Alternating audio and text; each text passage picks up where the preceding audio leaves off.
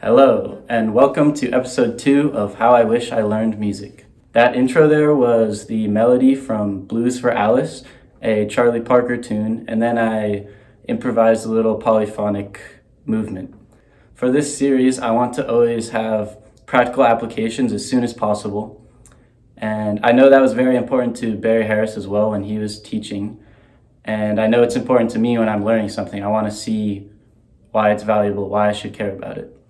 This video is going to cover the very foundations of Barry Harris's teachings that sort of lays the groundwork for everything else we're going to learn. And because of that, this episode is going to be a little technical and there's not going to be a whole lot of, musical rhythmic playing. So I wanted to start it off with, an example of where we're heading. You don't need to come into this video with much knowledge of music theory at all. In fact, if you don't know any music theory, I would be excited because, as I said, this is how I wish I learned music. Now, I will ask you to know one thing, and I'll link a video if you want to brush up on it, and that's the musical intervals. So by that, I mean unison, minor second, second, minor third, third. With our knowledge of musical intervals, we're ready to learn Barry's beautiful creation theory. And Barry was Christian, so he liked to have fun with this and tell it through that lens. And I'm going to stick with that to honor him. But obviously, it's a music theory, and you can think of it in whatever way you'd like. The most important thing is the logic behind it all. In the beginning, there was the universe. For us, as musicians, what is our universe? Well, it's 12 notes. And where do we get that? Well, let's see. An octave is exactly 2 times the frequency of a note. And to us, we perceive that as the same note, right? If 2 people sang that, we say they're singing the same note. So, if we count, we have 1, 2, 3, 4, 5, 6, 7, 8, 9, 10, 11, 12 notes before we get back to the octave. So, we have these 12 musical notes, and in classical music theory, we give them letter names, and you can brush up on that too. Then, God created man and woman. From our 12-note universe, let's divide it evenly in 2, into one 6-note scale and a second 6-note scale that mesh perfectly together. Here's man, and here's woman. Now, these symmetrical scales we call the whole tone scales. And if you learned your intervals, you'll know that that distance is called a whole step. That distance is a half step. That distance is a whole step. Then, what did the first man and woman do? Well, they had children. How do we get children? Well, we combine the DNA of one parent and the DNA of another parent. Let's take 2 notes from one whole tone scale. We'll take these 2. And 2 notes from another whole tone scale, these notes. So let's take these 2 notes from one parent and these 2 notes from another parent and play them together. We call this chord a diminished chord. That naming comes from classical theory, but we have to call it something, and that is what we call it, a diminished chord. This is another symmetrical chord. And why is that? Well, just like the whole tone scale was built in all whole tones, major seconds, this diminished chord of 4 notes is built in minor thirds. So that's like this, before it repeats at the octave. 4 notes, a symmetrical chord, the diminished chord. Now, if we repeat that process, we can also find this chord, the next diminished chord, and let's slide it up again. And another one, let's slide it up one more time. Now we notice that this diminished chord and this one here are composed of the same 4 notes. And why is that? Well, it's the symmetry again. In our 12-note universe, if we want to create symmetrical chords of 4 notes, 12 divided by 4 gives us 3 possible chords. Now, following this thread, in our 12-note universe, with man and woman are two 6-note whole tone scales, and the children of the first man and woman making our 3 4-note diminished chords. We'll call the first man and woman the grandparents, maybe, and these diminished chords the parents. Well, these parents, it's time for them to have children of their own. Let's combine their notes, much like combining their DNA, to make the next generation. Let's start with this parent here, this diminished chord. We're going to start combining this with notes of this diminished chord to get children. So if we lower any one note at a time, we will find a dominant 7 chord. So we start with our diminished, lower one note, there's a dominant 7th chord. And we can do this 4 times because we have 4 notes.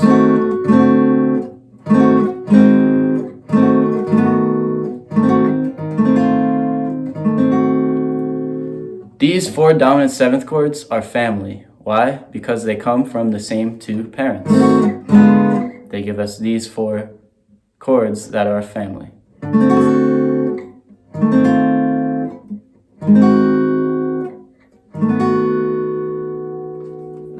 And we're going to have a lot of fun playing with these siblings in the future.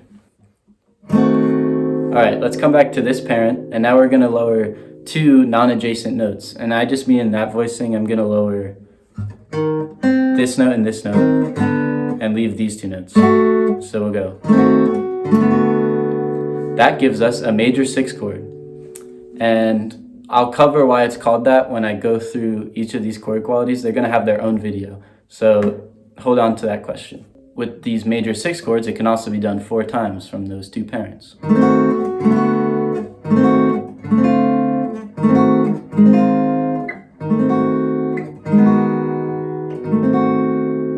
Those major 6 chords, they're also brothers and sisters.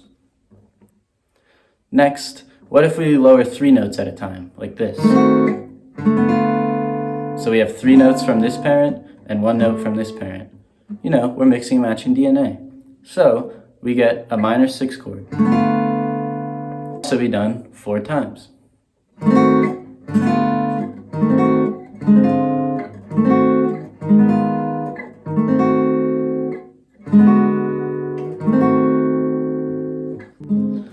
Next, from this parent voicing right here, let's lower 2 adjacent notes at a time. So we'll take these and lower them, and then we'll keep these. So we have 2 notes from this parent and 2 notes from this parent.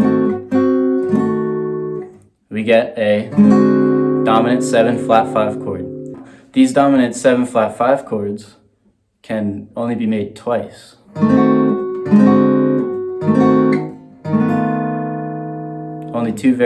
Only two come from that because they are symmetrical. We've exhausted all of the options of combining the DNA of this parent and this parent. So in that way, we made a major 6 chord, a minor 6 chord, a dominant 7 chord, a dominant 7 flat 5 chord. And you can just take my word on it. Go ahead, try to make more combinations. You're not going to find any different type of chords. Taking the DNA of 2 diminished chords, and we've gotten our children chords here. Well, we remember we had 3 diminished chords in total, didn't we? So if this child is created from notes from these 2 parents, what do we do with that 3rd diminished chord? Well, in this theory, we use it to move through tension. That leads us right back to this chord, and it sounds like this.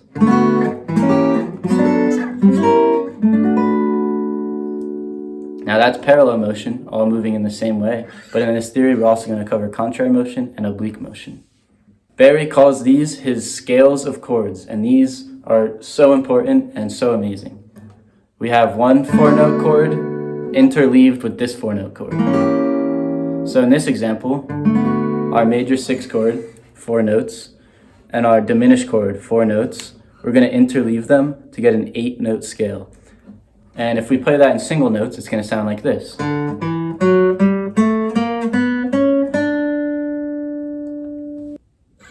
Now, for those of you who have any experience with music, you might be saying, well, that sounded a whole lot like the major scale. Why is this theory any different? The traditional major scale you'll learn in school sounds like this. 7 notes. Our scale sounds like this. It's made of 8 notes. Now, the first reason that's cool, let's try just playing the major scale rhythmically, just up.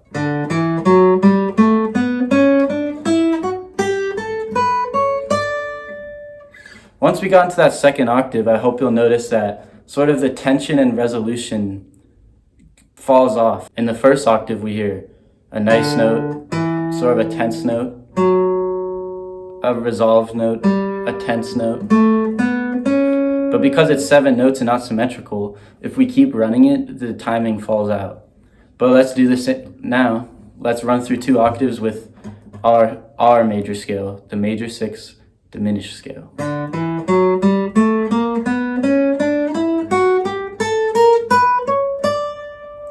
Now, by having this 8-note scale, we're always alternating between the resolution and the tension. Resolution, tension, resolution, tension, resolution, tension, resolution, tension, resolution. Now, the most important thing to know about this scale is that, like we said before, we're taking 4 notes and 4 notes of 2 separate chords and combining them. So, what did Barry call this specific scale of chords right here? He called it a major 6 diminished scale, because we take our major 6 and our diminished and we combine them. We can do the very same thing with minor 6 chords, dominant 7 chords, and dominant 7-5-5 chords.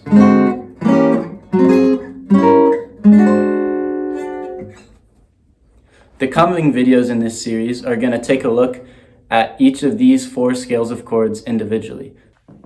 Also, if you're thinking right now, oh no, what about my major 7 chords, or my minor 9, or my dominant 7 sharp 11 chords? All these chords come from taking our on chord, our major 6, minor 6, dominant 7, 5-5, and borrowing notes from that diminished we combine them with to make our scales of chords. So if you come from a traditional music theory background like I did, and you're seeing this and having any reservations about it, leave a comment about what's not making sense to you so I can address them in the future. But these upcoming videos should start to show you why I believe thinking in this way, as opposed to with maybe just the typical minor scale or the typical major scale, is going to be so much better for you in playing fluid, beautiful music. All right, so I've done my best at explaining Barry's creation theory. I'll leave a link in the description to a video from the Labyrinth of Limitations YouTube channel where he explains this in a YouTube short. He does it in like 30 seconds or something, and just so succinct and so well that if you need to brush up on it, I'd always point you to that video. I didn't whip out my glasses in this video, but in the coming videos, I will try to give you that point of view as we talk about actual guitar techniques, applying this theory to the guitar. Now that we've talked about Barry's beautiful creation theory, we're ready to dive into these scales of chords. So the coming videos will be all about that. Join me in episode 3 to learn about the major 6 diminished scale.